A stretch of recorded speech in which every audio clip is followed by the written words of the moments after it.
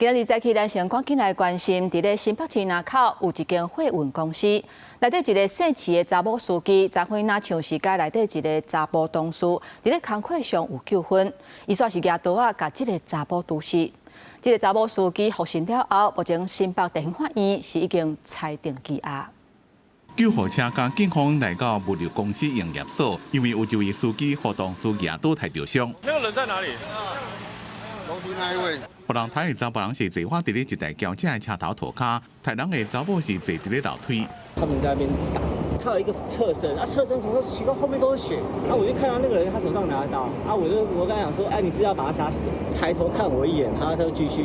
被抬这个姓陈的司机送病了，救袂大，因那抬人的姓齐的女子当场逮捕。是什么原因？到底是什么原因？害你这么冲动？警方讲，姓齐的查某甲姓陈的查甫，两个拢是送货司机，之前就因为车的清洁甲工作的分配问题起冲突，正袂下。第一天，双方各起冤家，姓齐的女子举刀抬死姓陈的查甫人，而且排下还有另外一支刀，跟他早就传好要抬人。因为他们平常感情就不睦，那因为针对工作分配啊，以及这个使用车辆的问题有一些纠纷，是否为预谋犯案的部分，我们现在还在厘清。警方伫审后，甲姓齐的女子移送新北地检署。检方认定姓齐的女子涉嫌杀人罪嫌疑重大，向法院申请羁押禁见。新北地方法院昨半暝裁定羁押，验过无禁见。